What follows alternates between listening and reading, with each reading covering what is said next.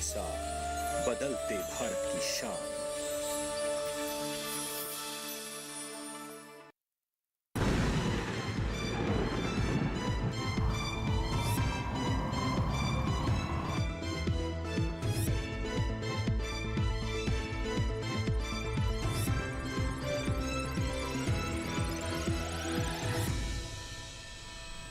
नमस्कार, स्वागत है आपका हमारे खास कार्यक्रम मौसम खबर में।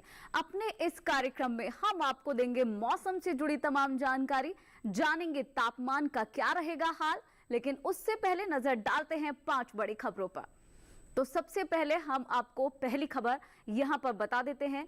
सबसे बड़ी खबर पहली असम से, जहां कहीं कहीं मूसलाधार बरसात के आसार मौसम विभाग की तरफ से जताए गए हैं। मेघालय में कुछ जगह जोरदार बरसात की उम्मीद व्यक्त की गई है। साथ ही अंडमान निकोबार द्वीप में यहां पर भारी बारिश हो सकती है। और इसके साथ ही अगर हम बात करें उत्तराखंड की, तो यहां पर भी कहीं कहीं गरज के साथ तेज हवाएं चलने के आसार मौसम विभाग की तरफ से जताए गए हैं। साथ ही दक्षिण आंतरिक कर्नाटक में भी गरज के साथ तेज हवाएं चल सकती हैं। चलिए अब अगले सेगमेंट की तरफ चलते हैं और जानते हैं मौसम अलर्ट को क्या जानकारी मिल रही है मौसम अलर्ट को लेकर। तो आप हमारे पीछे ये नक्शा देख सकते हैं। तो इस नक्शे के द्वारा हम आपको बताएंगे कि कहां किस तरीके का अलर्ट जारी किया गया है। जिस तरह से आप देख पा रहे हैं कि 3 रंगों से इसे डिनोट किया गया है। तो यहां आपको बता दें कि जहां सबसे ज्यादा सावधान रहने की जरूरत है वो आपको बता देते हैं कि पूर्वोत्तर के असम और मेघालय में सबसे ज्यादा सावधान रहने की जरूरत है। इसके साथ ही नजर बनाए रखने की जहां जरूरत है पूर्वोत्तर के कुछ इलाके जैसे कि अरुणाचल प्रदेश, मिजोरम, मणिपुर, साथ ही नागालैंड, और उत्तर भारत की बात करें तो यहां पर भी हिमाचल प्रदेश और उत्तराखंड में बारिश के आसार जताए गए हैं और उसको लेकर अलर्ट जारी किया गया है। चलिए अब मौसम पूर्व अनुमान भी जान लेते हैं।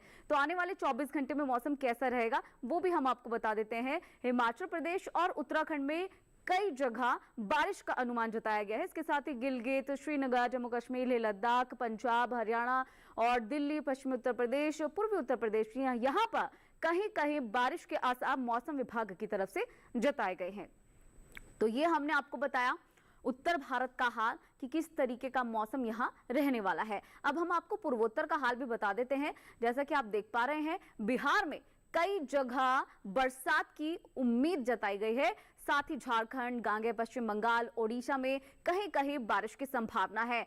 यहां आपको बता दें कि पूर्वोत्तर के जो हिस्से हैं यहां पर अनेक स्थानों पर बारिश की संभावना है। दक्षिण का भी रुख कर लेते हैं। जैसा कि आप देख पा रहे हैं तमिलनाडु, पुडुचेरी, भीतरी दक्षिण कर्नाटक और तटीय आंध्र प्रदेश, यहां पर कई जगह बरसात की उम्मीद है। तो केरल, भीतरी उत्तर कर्नाटक, तेलंगाना, यहां पर कहीं कहीं बारिश की संभावना मौसम विभाग की तरफ से जताई गई है। इसके साथ ही हम बात करें कोकण और गोवा की, तो यहां पर अधिकतर जगह ऐसी है जहां पर बरसात की उम्मीद और संभावना जताई गई है। साथ ही जो मध्य भारत है और पश्चिम भारत से जुड़े हुए कुछ हिस्से हैं, गुजरात, पश्चिमी मध्य प्रदेश, पूर्वी मध्य प्रदेश, विदर्भ, छत्तीसगढ़, मराठवाड़ा, यहां पर कहीं कहीं बारिश की उम्मीद है। साथ ही आप देख पा रहे हैं पश्चिमी राजस्थान और पूर्वी राजस्थान में कोई किसी तरीके की जो बारिश है वो नहीं आएगी। मौसम की चाल भी जान लेते हैं आने वाले 24 घंटे में किस तरीके का मौसम रहेगा। तो यहां आप देख पा रहे तो अगले 24 घंटे में कैसा रहेगा मौसम, पिछले 24 घंटे में कैसा मौसम का हाल रहा वो हम आपको बता रहे हैं। उत्तर भारत के जो तमाम हिस्से यहां पर बारिश हुई है, जैसे कि आप देख पा रहे हैं जम्मू कश्मीर, लेह लद्दाख, हिमाचल प्रदेश, पंजाब, हरियाणा और उत्तराखंड समेत कई जगह पर बारिश हुई है। यहां आप देख पा रहे हैं पूर्वोत्तर के ज्यादातर हिस्सों में बारिश हुई है, जिसमें असम, मेघालय, अरुणाचल प्रदेश, नागालैंड, मणिपुर, त्रिपुरा, मिजोरम शामिल है। और इसके साथ ही लगे हुए पश्चिमी ओडिशा, ये तमाम जगह पर बारिश हुई है। साथ ही दक्षिण भारत का भी रुख कर लेते हैं। यहाँ पर भी मौसम की चाल अगर जाने तो भीतरी उत्तर कर्नाटक, तटीय कर्नाटक, तेलंगाना, तटीय आंध्र प्रदेश, रायलसीमा, भीतरी दक्षिण कर्नाटक, केरल, तमिलनाडु, लक्षद्वीप और अंडमान निकोबार में भी पिछले 24 घंटे में भारी बारिश हुई है। मध्य भारत की बात करें या पश्चिम भारत से जुड़े हुए कुछ हिस्सों की बात करें तो यहाँ पर भी भारी बारिश हुई है पिछले 24 घंटे में। जैसे कि आप देख पा रहे हैं कच्छ, सौराष्ट्र, गुजरात, दमन द्वीप, कोकण, गोवा, मध्य महाराष्ट्र, मराठवाड़ा, पश्चिमी मध्य प्रदेश और साथ ही पूर्वी मध्य प्रदेश, छत्तीसगढ़, विदर्भ, इन तमाम हिस्सों में पिछले 24 घंटे में भारी बारिश हुई है। चलिए, ये आपको हमने बताया कि कैसा रहा पिछले 24 घंटे में मौसम का हाल। फिलहाल यहाँ रुकते हैं एक छोटे से ब्रेक के लिए।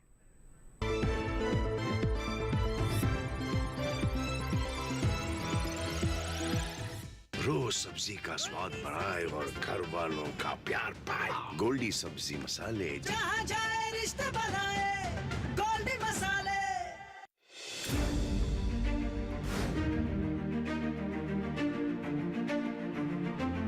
फसलों के भाव से लेकर उनकी आवक तक, पैदावार से लेकर बुआई के क्षेत्रफल तक, आयात से लेकर निर्यात तक, घरेलू से लेकर वैश्विक बाजार तक, मंडियों की सही और ताजा जानकारी पाएं। विशेषज्ञों की राय का लाभ उठाएं। देखिए मंडी खबर सोमवार से शनिवार शाम 5 बजे सिर्फ दूरदर्शन किसान पर।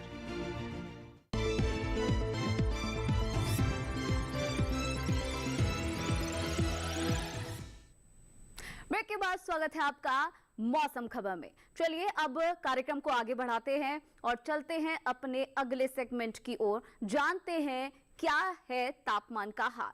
तो तापमान का हाल जान लेते हैं और अब हम आपको बताते हैं कि कहाँ कितना मैक्सिमम टेम्परेचर रहा और कितना मिनिमम टेम्परेचर रहा। और सबसे पहले उत्तर भारत के हिस्सों की बात कर लेते हैं। तो गिलगित, श्रीनगर, जम्मू कश्मीर, लेह लद्दाख, यहाँ पर जो अधिकतम तापमान है वो सामान्य तापमान से 5 डिग्री सेल्सियस कम रहा।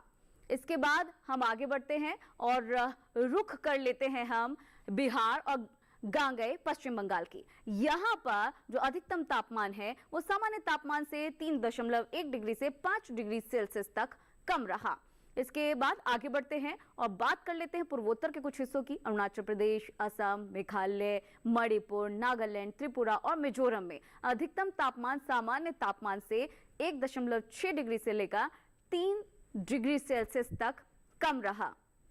चलिए अब बताते हैं आपको केरल, तमिलनाडु और पुडुचेरी में किस तरीके का तापमान रहा। तो यहाँ पर जो अधिकतम तापमान है वो सामान्य तापमान से 3.1 से 5 डिग्री सेल्सियस तक ज्यादा रहा, यानी कि ये सामान्य से ज्यादा रहा। इसके बाद बात करते हैं कि सबसे ज्यादा अधिकतम तापमान कहाँ रहा। तो ये आपको बता दें कि तमिलनाडु के पालम कोट्टे में सबसे ज्यादा अधिकतम तापमान रहा और ये 40 डिग्री सेल्सियस से ज्यादा रहा। और इसके साथ ही अब न्यूनतम तापमान जान लेते हैं। सबसे पहले रुख करते हैं उत्तरी भारत की। तो गिलगित, श्रीनगर, जम्मू कश्मीर, लेह लद्दाख में जो न्यूनतम तापमान है वो सामान्य तापमान से 3.1 डिग्री से 5 डिग्री सेल्सियस कम रहा। इसके साथ ही बात करते हैं तेलंगाना, रायलसीमा, भीति दक्षिण कर्नाटक, तमिलनाडु, केरल, पुडुचेरी। यहाँ पर न्यूनतम तापमान सामान्य तापमान से 1.6 से 3 डिग्री सेल्सियस कम दर्ज किया गया। इसके बाद आगे बढ़ते हैं और अब जान लेते हैं और कहां पर कितना तापमान रहा है। जैसा कि आप देख पा रहे हैं नक्शे के जरिए, तो तटीय आंध्र प्रदेश, मध्य महाराष्ट्र, पश्चिमी मध्य प्रदेश, पूर्वी मध्य प्रदेश, यहां पर जो न्यूनतम तापमान है वो सामान्य तापमान से 1.6 डिग्री से 3 डिग्री सेल्सियस ज्यादा रहा। तो ये हमने आपको न्यूनतम तापमान बताया। अब आगे बढ़ते हैं और बताते हैं आपको कि सबसे कम न्यूनतम तापमान कहाँ रहा। तो ये हम आपको बता दें कि भीति दक्षिण कर्नाटक के चिकमगलूर में 17.0 डिग्री सेल्सियस ये न्यूनतम तापमान दर्ज किया गया। चलिए अब जानते हैं कि देश के अन्य हिस्सों में तापमान का क्या है हाल।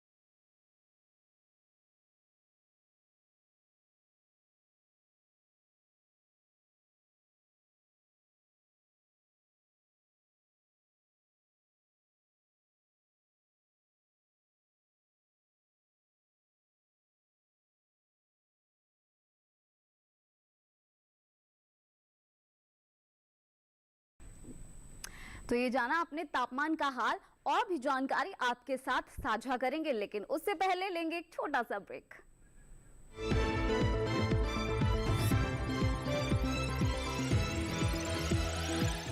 रोज सब्जी का स्वाद बढ़ाए और घर वालों का प्यार पाए। गोल्डी सब्जी मसाले। जहाँ जाए रिश्ते बनाए गोल्डी मसाले।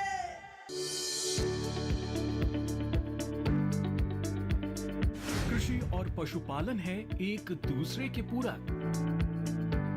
घर आंगन से लेकर व्यावसायिक फार्म तक,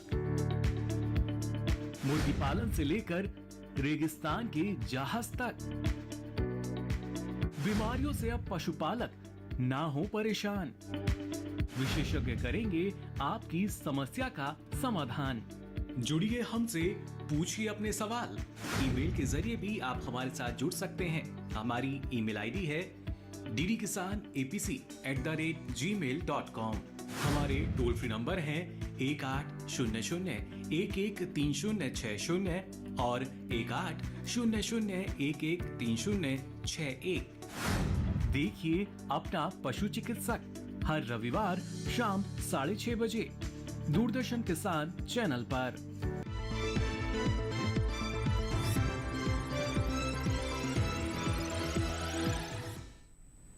ब्रेक के बाद स्वागत है आपका मौसम खबर में। चलिए कार्यक्रम को आगे बढ़ाते हैं और अगले सेगमेंट का रुख करते हैं। इस सेगमेंट में हम जानेंगे कि कहां कितना एयर क्वालिटी इंडेक्स रहा, यानी कि जानते हैं वायु गुणवत्ता सूचकांक के बारे में।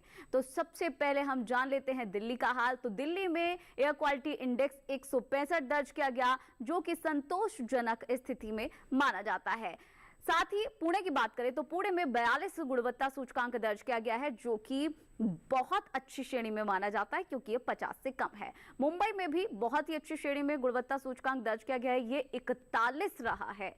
मुंबई के बाद हम बात कर लेते हैं कोलकाता की। तो कोलकाता में गुणवत्ता सूचकांक 119 दर्ज किया गया और ये संतोषजनक श्रेणी में माना जाता है। लखनऊ में 130 गुणवत्ता सूचकांक दर्ज किया गया और ये भी संतोषजनक स्थिति में माना जाता है। पटना में 140 गुणवत्ता सूचकांक दर्ज किया गया है और ये भी संतोषजनक श्रेणी में माना जाता है। पटना के बाद रुख करते हैं हैदराबाद का। यहाँ पर 60 गुणवत्ता सूचकांक दर्ज किया गया है, जो कि अच्छी कैटेगरी में माना जाता है। हैदराबाद के बाद अहमदाबाद की बात कर लेते हैं। यहाँ पर 90 गुणवत्ता सूचकांक दर्ज किया गया है, जो कि अच्छी कैटेगरी में माना जाता है। चलिए, ये तो हमने आपको बताया गुणवत्ता सूचकांक, और अब हम जान लेते हैं पर्यटन पूर्व अनुमान कि कहां पर किस तरीके का मौसम रहने वाला है। तो अगर आप जम्मू कश्मीर के श्रीनगर जाना चाहते हैं तो आपको बता दें कि जो शुरू के 2 दिन है वो घटा छाई रहेगी, धूप खिली रहेगी, लेकिन जो बाकी के 2 दिन है पूरा तरीके से सनी डे रहने वाला है। और अगर हम मैक्सिमम टेम्परेचर की बात करें तो ये 25 से 31 के बीच रहेगा। मिनिमम टेम्परेचर 14 से 16 के बीच रहने वाला है। तो श्रीनगर में अगर चारों दिन की बात करें, सोमवार से लेकर रविवार की, तो ये पूरे तरीके से क्लियर रहने वाला है। हिमाचल प्रदेश की बात करें तो यहाँ पर अगर आप मनाली घूमने जाना चाहते हैं तो आपको बता दें कि शुरू के जो 2 दिन है, यानी कि सोमवार और मंगलवार, दोनों दिन बारिश होगी और बुधवार को गरज चमक के साथ बारिश होगी। साथ ही जो गुरुवार का दिन है वो थोड़ा साफ रहेगा, लेकिन यहाँ पर भी घटा छाई रहेगी। और अगर मैक्सिमम टेम्परेचर की बात करें तो ये 24 से 25 के बीच रहेगा और मिनिमम टेम्परेचर की बात करें तो ये 17 से 18 के बीच में रहने वाला है। उत्तर प्रदेश के लखनऊ अगर आप घूमने जाना चाहते हैं तो हाँ, यहाँ चारों दिन क्लियर रहेंगे। हालांकि बारिश की तो खास उम्मीद नहीं है, लेकिन घटा जरूर छाई रहेगी। और मैक्सिमम टेम्परेचर की बात करें तो ये 34 से 36 के बीच रहेगा। साथ ही मिनिमम टेम्परेचर की बात करें तो ये 26 से 27 के बीच फ्लक्चुएट करेगा। तो लखनऊ का पर्यटन पूर्व अनुमान हमने आपको बताया सोमवार से लेकर रविवार तक कैसा रहेगा। अब हम जान लेते हैं पंजाब के अमृतसर का हाल। तो यहाँ पर जो पहला दिन है यानी कि सोमवार है, सोमवार को बारिश होगी और इसके बाद जो मंगलवार, बुधवार, गुरुवार है, यहाँ पर घटा छाई रहेगी, लेकिन सूरज भी निकलेगा। अधिकतम तापमान की अब बात कर लेते हैं, ये 33 से 36 के बीच रहेगा और जो न्यूनतम तापमान है वो 26 से 27 के बीच फ्लक्चुएट करेगा, यानी कि शुरू के 3 दिन 26 रहेगा और जो आखिरी का दिन है वो 27 रहेगा। अब हम जान लेते हैं बिहार के गया का हाल। तो सोमवार से लेकर गुरुवार तक धूप खिली रहेगी, घटा छाई रहेगी। जो मैक्सिमम टेम्परेचर है वो 35 से 36 रहेगा और जो मिनिमम टेम्परेचर है वो 27 से 28 के बीच फ्लक्चुएट करेगा। यानी कि पहले दिन 27 तो 2 दिन तक 28 और फिर लास्ट के गुरुवार वाले दिन वापस ये 27 डिग्री सेल्सियस हो जाएगा। तो गया का हमने पर्यटन पूर्वानुमान आपको बताया है। अब अरुणाचल प्रदेश पर भी नजर डाल लेते हैं। यहाँ के तवांग अगर आप जा रहे हैं तो चारों दिन ही यहाँ पर बारिश होगी, तो इसलिए बैकपैक थोड़ा ध्यान से कीजिएगा। और अगर मैक्सिमम टेम्परेचर की बात करें तो ये 19 से 20 के बीच रहने वाला है और अगर मिनिमम टेम्परेचर की बात करें, न्यूनतम तापमान की बात करें तो ये चारों दिन ही एक समान रहने वाला है, यानी कि 13 डिग्री सेल्सियस। तो अरुणाचल प्रदेश के तवांग में कैसा रहेगा पर्यटन पूर्वानुमान, ये हमने अब आपको बताया। अब उड़ीसा का रुख कर लेते हैं। यहाँ के पुरी में अगर आप घूमने जाना चाहते हैं तो चारों दिन यहाँ पर धूप खिली रहेगी, लेकिन बादल भी छाए रहेंगे। मैक्सिमम टेम्परेचर बता देते हैं आपको, 33 से 35 के बीच फ्लक्चुएट करेगा और जो मिनिमम टेम्परेचर है वो 28 से 29 के बीच फ्लक्चुएट करेगा। यानी कि शुरू के 2 दिन 29 डिग्री सेल्सियस और लास्ट के 2 दिन 28 डिग्री सेल्सियस। इसके बाद अब बात कर लेते हैं महाराष्ट्र के महाबलेश्वर की। अगर आप यहाँ घूमने जाना चाहते हैं तो चारों दिन यहाँ पर बारिश होगी और मैक्सिमम टेम्परेचर भी 19 से 20 के बीच रहने वाला है। मिनिमम टेम्परेचर आपको बता दें कि 17 से 18 के बीच फ्लक्चुएट करेगा। यानी कि जो पहला दिन है सोमवार का वो 18 डिग्री सेल्सियस रहेगा और जो बाकी के 3 दिन है मंगल से गुरुवार तक ये 17 डिग्री सेल्सियस रहने वाला है। तो महाराष्ट्र के महाबलेश्वर में कैसा रहेगा मौसम का हाल वो हमने अब आपको बताया। अब तमिलनाडु के रुख भी कर लेते हैं। तिरुचिरापल्ली का अंदर किस तरीके का मौसम रहेगा हम आपको बता देते हैं कि चारों ही दिन बारिश होगी और जो मैक्सिमम टेम्परेचर है 37 से 38 के बीच रहेगा। मिनिमम टेम्परेचर 25 से 26 के बीच रहेगा। यानी कि शुरू के 3 दिन 38 डिग्री सेल्सियस अधिकतम तापमान रहेगा और गुरुवार को यानी कि चौथे दिन ये 37 डिग्री सेल्सियस हो जाएगा। और इसी तरह से मिनिमम टेम्परेचर पहले दिन 26 तो बाकी के 3 दिन 27। चलिए अब हम आपको अपने अगले सेगमेंट में लिए चलते हैं खेती किसानी में।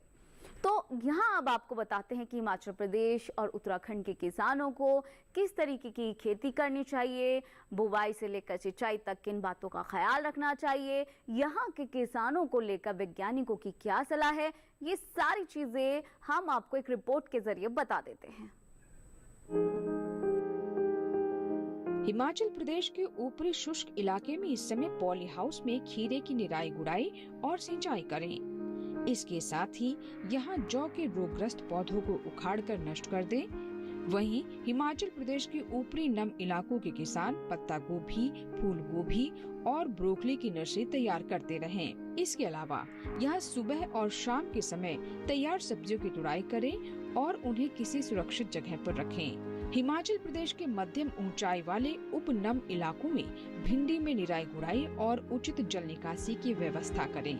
यहीं बैंगन को फल छेदक कीटों के हमले से बचाने के लिए क्षतिग्रस्त फलों और पत्तियों को इकट्ठा करके मिट्टी में दबा दें। वहीं उत्तराखंड की बात करें तो यहाँ के तराई और भाबर इलाके में मक्का, मूंग, गन्ना और मूंगफली के खेतों से जल निकासी की उचित व्यवस्था करें। इसके साथ ही यहाँ बारिश की संभावना को देखते हुए इस समय कीटनाशकों का प्रयोग न करें। उत्तराखंड के ऊपरी इलाकों के किसान धान के मेड़ों को दुरुस्त करें। इसके साथ ही यहाँ खीरे के पौधों को सहारा दें। यहीं तैयार शिमला मिर्च की तुड़ाई करें। इसके साथ ही शिमला मिर्च को फल छेदक कीटों से बचाने के लिए क्षतिग्रस्त फलों और पत्तियों को इकट्ठा कर मिट्टी में दबा दें। उत्तराखंड के ऊपरी इलाकों में ही जल जमाव से बचने के लिए अदरक के खेतों में जल निकासी की व्यवस्था करें। साथ ही नियमित रूप से खेत की निगरानी करें और खुले प्रकंदों को तुरंत मिट्टी से ढक दें।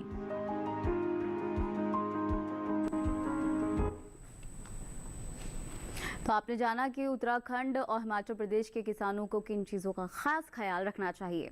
चलिए अब अपने अगले सेगमेंट का भी रुख कर लेते हैं और ये है आज की फसल के बारे में। तो आज की फसल है टमाटर, जो कि विटामिन सी को लेकर काफ़ी जाना जाता है और इसमें प्रचुर मात्रा में विटामिन सी होता है।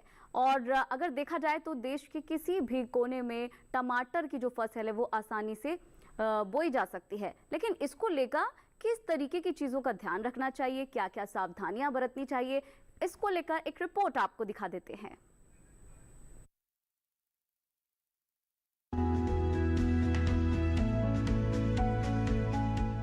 टमाटर के लिए जीवांश वाली बलुई दोमट और दोमट मिट्टी इसके लिए ज्यादा उपयुक्त होती है।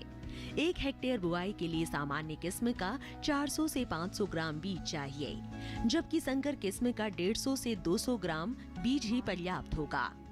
जिन किसानों की पौध तैयार हो गई है वो अब इसकी रुपाई कर ले। रुपाई के लिए खेत को अच्छी तरह जोतकर मिट्टी को भुरभुरा बना ले और क्यारियां तैयार कर ले। हर क्यारी 0.75 मीटर चौड़ी और जरूरत के हिसाब से 5 से 10 मीटर लंबी हो सकती है। ध्यान रहे कि सीमित बढ़वार वाली फसल के लिए कतार से कतार के बीच की दूरी 60 सेंटीमीटर और पौध से पौध की दूरी 45 सेंटीमीटर होनी चाहिए, जबकि असीमित बढ़वार वाली फसलों में कतार से कतार की दूरी 75 सेंटीमीटर और पौध से पौध के बीच की दूरी 50 सेंटीमीटर होनी चाहिए। रुपाई दोपहर बाद करना ज्यादा बेहतर रहेगा। रुपाई के तुरंत बाद जरूरत हो तो हल्की सिंचाई कर दे। बाद में जब भी आवश्यक हो तो पानी देते रहे। खरपतवार नियंत्रण के लिए समय समय पर निराई गुड़ाई करते रहे। टमाटर में कई तरह की बीमारियां भी लग सकती है। झुलसा रोग में पुरानी पत्तियां पीली हो जाती है। टमाटर की फसल में विषाणु से फैलने वाला मौजिक रोग भी खतरनाक है। इसमें पत्तियां सिकुड़ जाती हैं और पौधों की बढ़वार रुक जाती है। रोकथाम के लिए सिकुड़ी पत्तियों को उखाड़ कर जला दे। टमाटर में पत्ती, तना और फल भेदक कीट लगते हैं। इससे ग्रसित पत्तियां गिर जाती हैं। रोकथाम के लिए विशेषज्ञों की सलाह पर उचित दवाओं का छिड़काव करें। तो टमाटर की फसल को लेकर आपने तमाम जानकारी ग्रहण करी, लेकिन अब आपको बता दें कि अगर आप इस पूरे कार्यक्रम की जानकारी एक बार फिर से लेना चाहते हैं और ये कार्यक्रम एक बार फिर से देखना चाहते हैं तो आप टेलीविजन स्क्रीन पर दिखाए जा रहे इस QR कोड को स्कैन करके डीडी किसान के YouTube चैनल पर जाकर इस कार्यक्रम को एक बार फिर से देख सकते हैं और एक बार फिर से ये तमाम जानकारी जान सकते हैं। तो चलिए फिलहाल आज के इस कार्यक्रम में इतना ही। हमें दीजिए इजाजत। नमस्कार।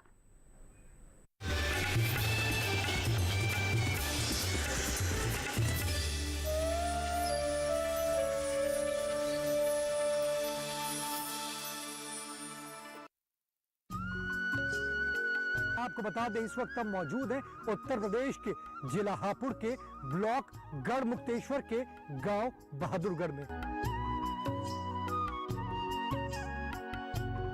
किसान क्रेडिट कार्ड बनवाया आपने?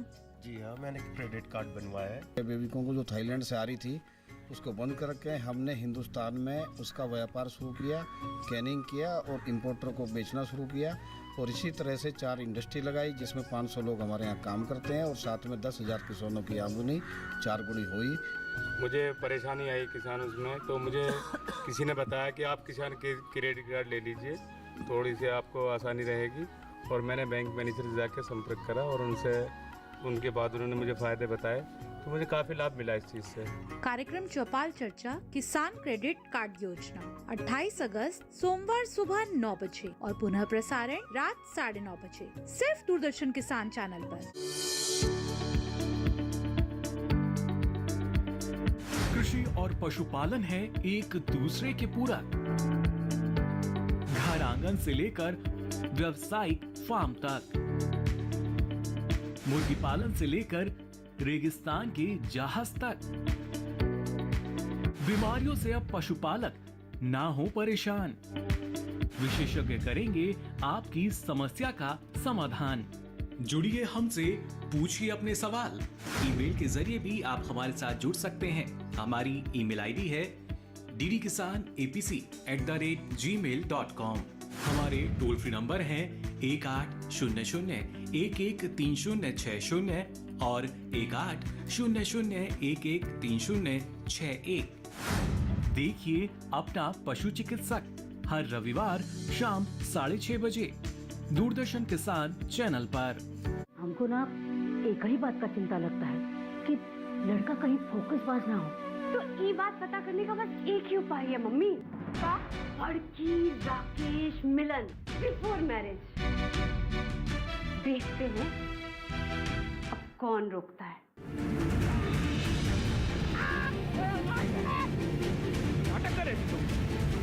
हमारे देखिए छुटकी छुटंकी सोमवार से गुरुवार रात 9 बजे, पुनः प्रसारण प्रातः 11 बजे। सिर्फ डीडी नेशनल पर, देश का पहला चैनल, देश का अपना चैनल।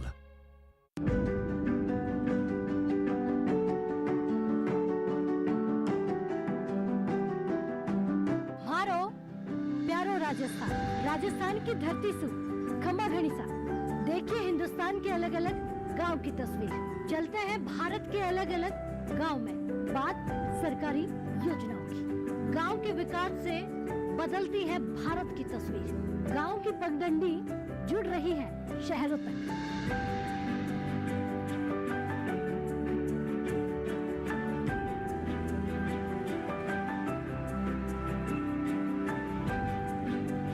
यह है बदलते हुए भारत की खूबसूरत तस्वीर।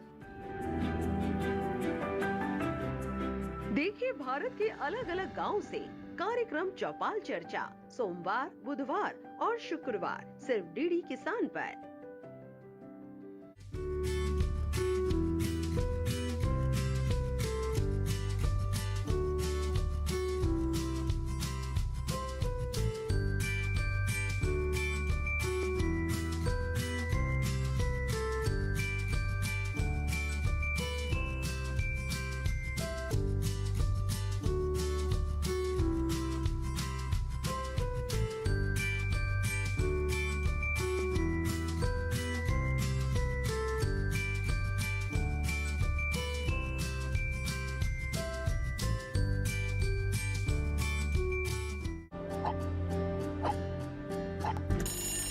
उसकी कहानी, किसकी कहानी, किसकी कहानी? अरे जल की कहानी। हाँ हाँ, जल की कहानी। अगर आज बचेगा जल, तभी तो सुरक्षित रहेगा हमारा कल। देखिए जस्ट जूनियर रविवार सुबह 11:30 बजे, पुनः प्रसारण अगले शनिवार सुबह 11:30 बजे। सिर्फ डीडी नेशनल पर, देश का पहला चैनल, देश का अपना channel.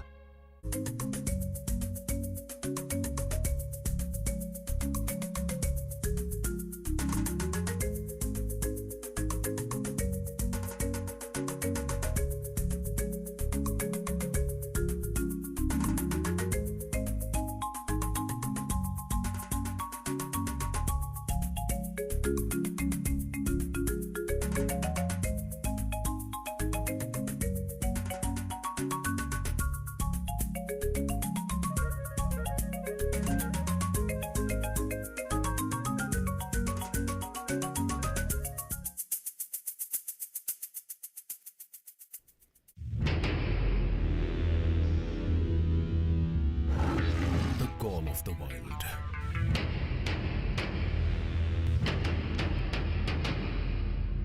The thrill of sport.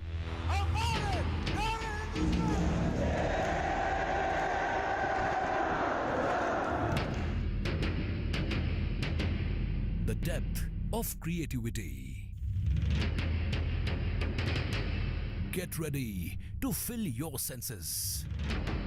Join us on DD Morning Show, Monday to Friday, 8 AM. सिर्फ डीडी नेशनल पर, देश का पहला चैनल, देश का अपना चैनल।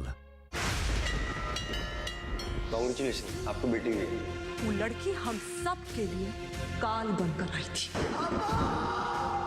श्राप थी वो, श्राप। धोखा दिया है आपने मुझे और मेरी शारदा को। आशीर्वाद के रूप में जो श्राप आपने मुझे दिया है ना, वो आपको ही मुबारक हो।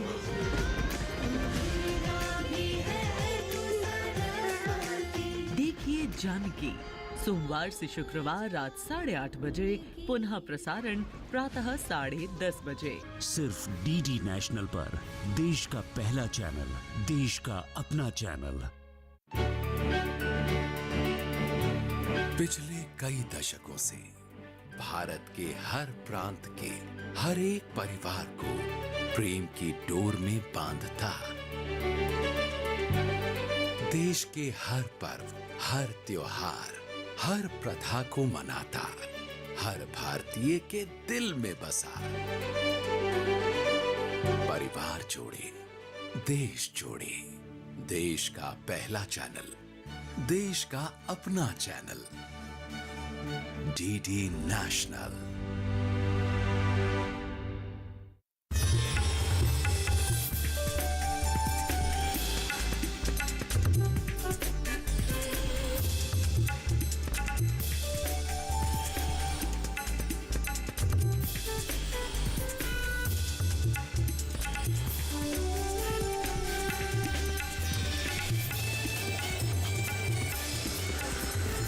डीडी किसान, बदलते भारत की शान।